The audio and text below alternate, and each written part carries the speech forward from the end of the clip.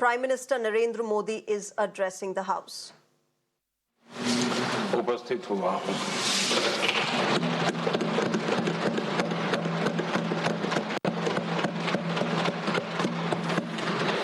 आदरणीय सभापति जी, करीब 70 से भी ज्यादा माननीय सांसदों ने अपने बहुमूल्य विचारों से इस आभार प्रस्ताव को समृद्ध करने का प्रयास किया है। यहाँ पक्ष प्रतिपक्ष दोनों तरफ से चर्चा हुई। हर किसी ने अपने अपने तरीके से राष्ट्रपति जी के अभिभाषण को जिसने जैसे समझा वैसे यहाँ समझाया और उन्होंने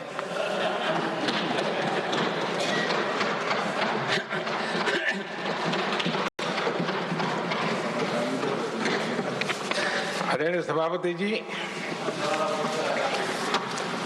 यहाँ पर सबका साथ सबका विकास इस पर बहुत कुछ कहा गया। मैं समझ नहीं पाता हूं कि इसमें कठिनाई क्या है। सबका साथ सबका विकास ये तो हम सबका दायित्व है और इसीलिए तो देश ने हम सबको यहाँ बैठने का अवसर दिया है और उसमें लेकिन जहां तक कांग्रेस का सवाल है, उनसे सबका साथ सबका विकास इसके लिए कोई अपेक्षा करना मैं समझता हूं कि बहुत बड़ी गलती हो जाएगी।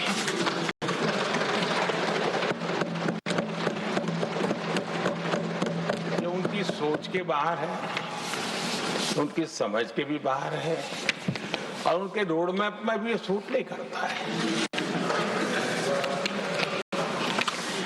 क्योंकि वो इतना बड़ा दल एक परिवार को समर्पित हो गया है। उसके लिए सबका साथ सबका विकास संभव ही नहीं है।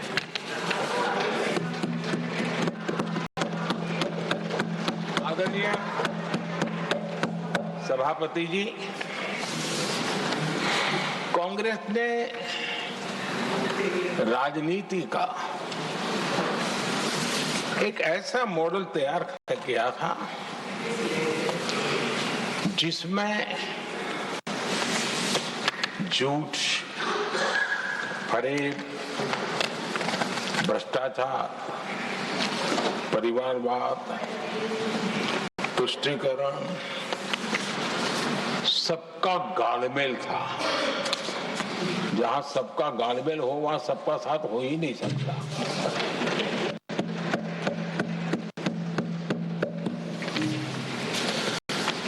आदरणीय सभापति जी, कांग्रेस के मॉडल में सर्वोपरि है फैमिली फर्स्ट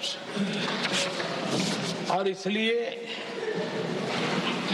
उनकी नीति रीति, उनकी वाणी, उनका वर्तन उस एक चीज को संभालने में ही खपता रहा है। 2014 के बाद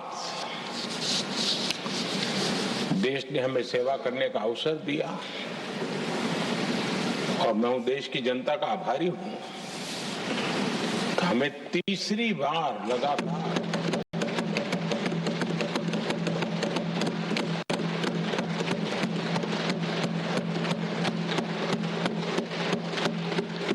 ये तीसरी बार जनता यहां पहुंचाती है। इतने बड़े देश में इतनी वाइब्रेंट डेमोक्रेसी हो, वाइब्रेंट मीडिया हो, हर प्रकार के बातें बताने की छूट हो, उसके बावजूद भी देश दूसरी बार तीसरी बार हमें सेवा करने का मॉडल बनाती है। इसका कारण देश की जनता ने हमारे विकास के मॉडल को परखा है, समझा है और समर्थन दिया है।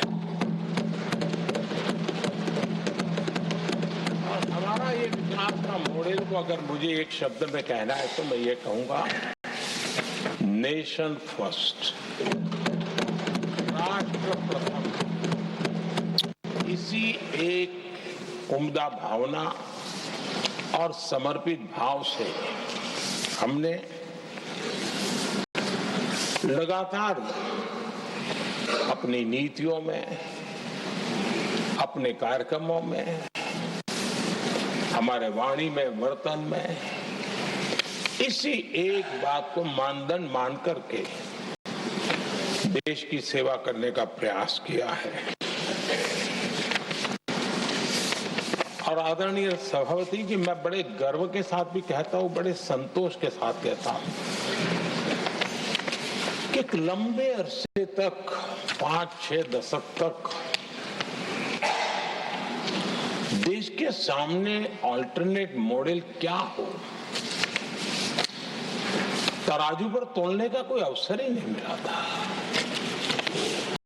लंबे अरसे के बाद 2014 के बाद देश को एक अल्टरनेट मॉडल क्या हो सकता है, अल्टरनेट कार्यशैली क्या हो सकती है, प्रायोरिटीज क्या हो सकती है, इसका एक नया मॉडल देखने को मिला है। और ये नया मॉडल तुष्टीकरण नहीं, संतुष्टीकरण पर भरोसा।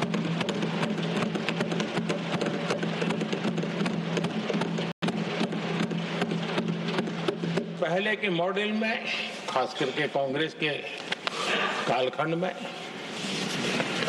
तुष्टीकरण, हर चीज में तुष्टीकरण, यही उनका एक प्रकार से औषधि बन गई थी उनकी राजनीति को करने की। और उन्होंने स्वार्थ नीति, राजनीति, देश नीति सबका एक घोटाला करके रखा हुआ था। तरीका ये होता था कि छोटे तबके को कुछ दे देना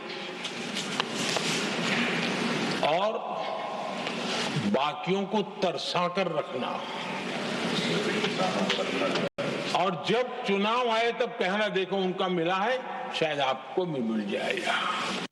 और इस प्रकार से झुनझुना बांटते रहना, लोगों के आंखों पर पट्टी बांध करके अपनी राजनीतिक सियासत को चलाए रखना, ताकि चुनाव के समय वोट की खेती हो सके। यही कार्य चलता रहा। आदरणीय सभापति जी, हमारी कोशिश रही है कि भारत के पास जो भी संसाधन है, उन संसाधनों का ऑप्टिमम यूटिलाइजेशन किया है। भारत के पास जो समय है, उस समय का भी बर्बादी से बचा करके पल पल का उपयोग देश की प्रगति के लिए, जन सामान्य के कल्याण के लिए, उसी पर वो खर्च हो। और इसलिए हमने एक अप्रोच अपनाया, सैचुरेशन का अप्रोच।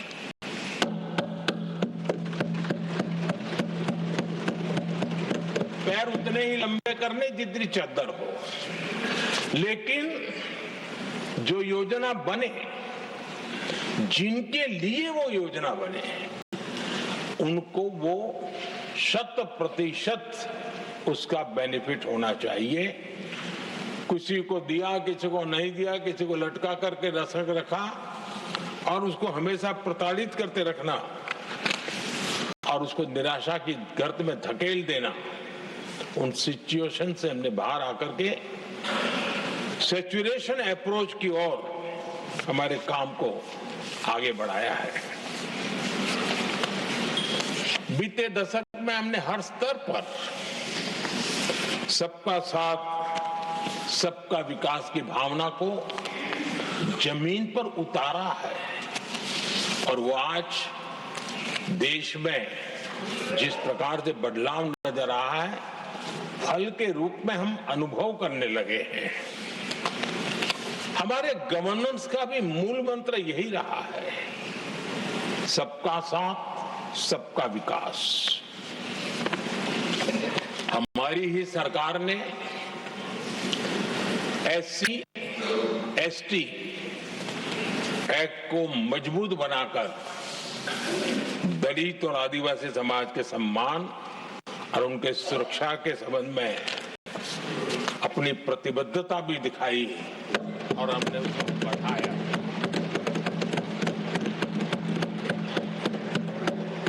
आदरणीय सभापति जी, आज जातिवाद का जहर फैलाने के लिए भरपूर प्रयास हो रहा है, लेकिन 3 दशक तक दोनों सदन के OBC MPs और सभी दलों के OBC MPs सरकारों से मांग करते रहे थे कि OBC आयोग को संवैधानिक दर्जा दिया जाए। ठुकरा दिया गया, इनकार किया गया, क्योंकि शायद उस समय उनकी राजनीति को ये सूट नहीं करता होगा, क्योंकि तुष्टीकरण की राजनीति के और फैमिली फर्स्ट की राजनीति में जब वो बैठेगा तब तक वो चर्चा तक के हित में भी नहीं आता है। आदरणीय सभापति जी, ये मेरा सौभाग्य है कि हम सब ने मिलकर के 3 दशक से मेरे OBC समाज ने जिस बात के लिए मांगे की, आशाएं रखी, जिसको निराश करके रखा गया था, हमने आकर के इस आयोग को संवैधानिक दर्जा दिया।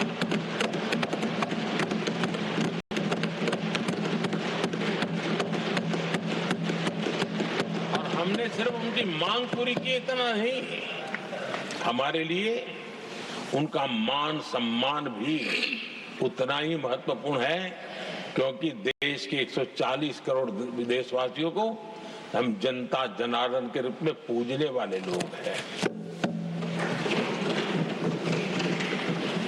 आदरणीय सभापति जी, हमारे देश में जब जब आरक्षण का विषय आया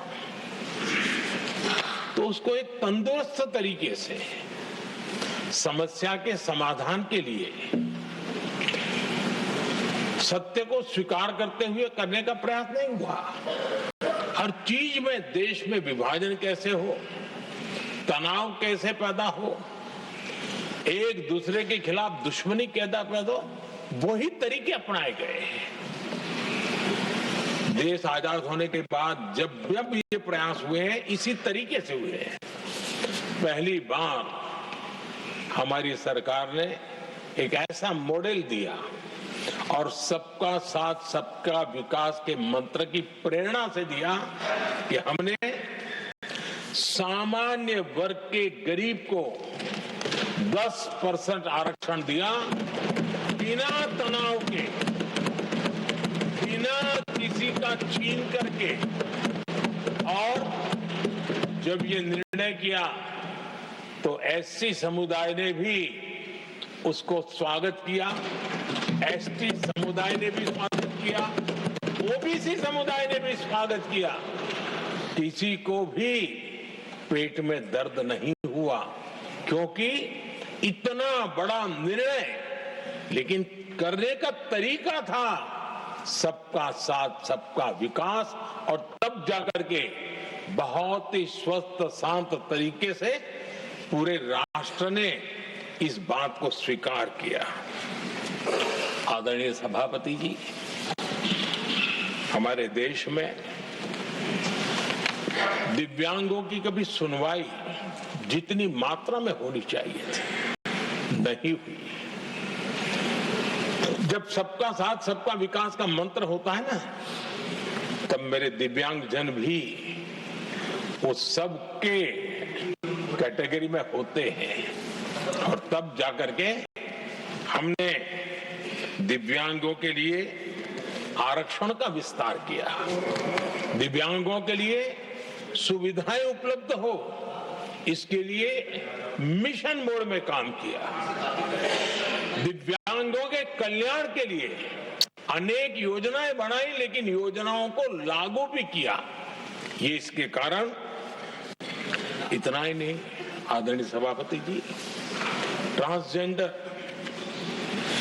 ट्रांसजेंडर कम्युनिटी के अधिकारों को लेकर के हमने उसको कानूनी रूप से उसको पुख्त करने के लिए प्रामाणिकता पूर्वक प्रयास किया। सबका साथ सबका विकास के मंत्र को हम कैसे जीतते हैं, ये हमने समाज के उस उपेक्षित वर्ग की तरफ भी हमने बड़ी संवेदना के साथ देखा। आदरणीय सभापति जी, भारत की विकास यात्रा में नारी शक्ति के योगदान को कोई नकार नहीं सकता, लेकिन उनको अगर अवसर मिले और वो नीति निर्धारण का हिस्सा बने तो देश की प्रगति में और गति आ सकती है। और इस बात को ध्यान में रखते हुए हमने ही और इस सदन का पहला निर्णय हुआ, हम देशवासी गर्व कर सकते हैं, सदन इस बात के लिए याद रखा जाएगा, ये नया सदन सिर्फ उसके रूप रंग के लिए नहीं, ये नया सदन का पहला निर्णय था नारी शक्ति बंधन। इस नए सदन को हम किसी और तरीके से भी कर सकते थे, हम हमारी वाहवाही के लिए भी उपयोग कर सकते थे, पहले भी होता था, लेकिन हमने तो मातृशक्ति की वाहवाही के लिए इस सदन का आरंभ किया था और मातृशक्ति के आशीर्वाद से ये सदन अपना कार्य आरंभ किया है। आदरणीय सभापति जी, हम जानते हैं, इतिहास की तरफ अब थोड़ी नजर करें,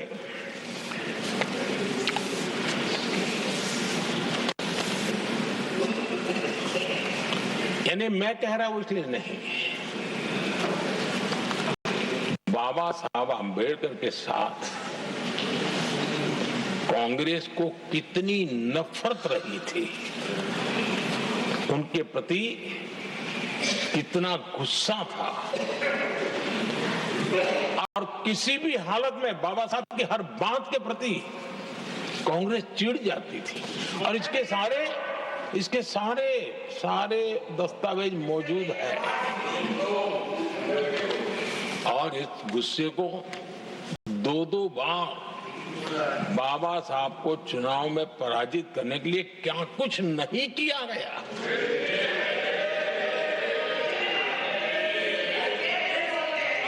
कभी भी बाबा साहब को भारत रत्न के योग्य नहीं समझा गया। आदरणीय सभापति जी, कभी भी बाबा साहब को भारत रत्न योग्य नहीं समझा गया।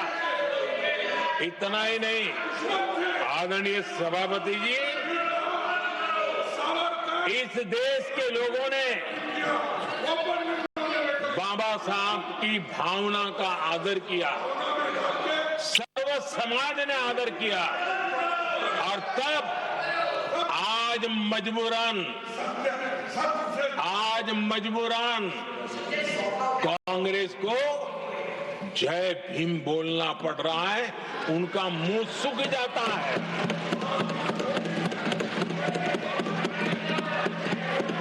और आदरणीय सभापति जी, ये कांग्रेस भी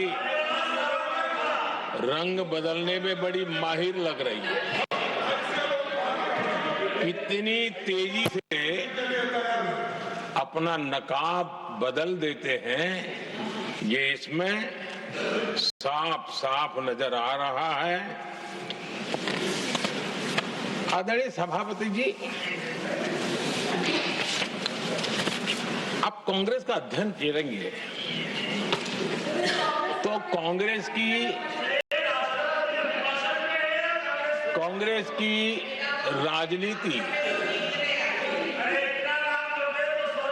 जैसे हमारा मूल मंत्र रहा सबका साथ सबका विकास, वैसा उनका हमेशा रहा कि दूसरे की लकीर छोटी करना।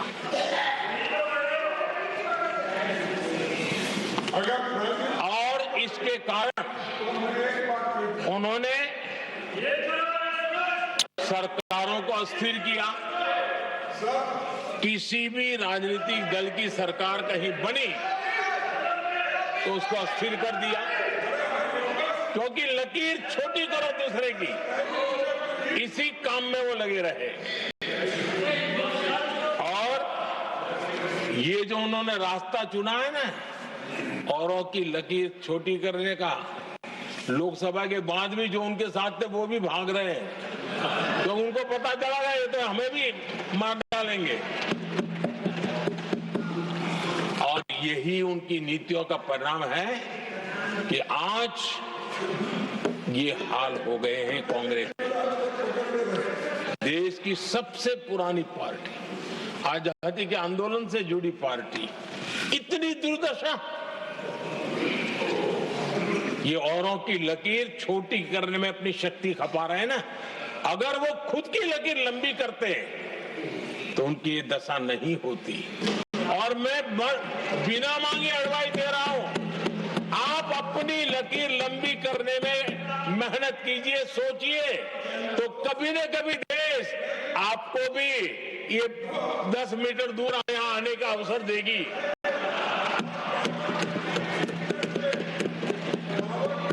आदरणीय सभापति जी, बाबा साहब ने SC/ST समुदाय की बुनियादी चुनौतियों को बहुत बारीकी से समझा था, बहुत गहराई से समझा था, और खुद भुक्तभोगी थे, इसलिए दर्द भी था, पीड़ा भी थी, और समाज का कल्याण करने की का एक जज्बा भी था।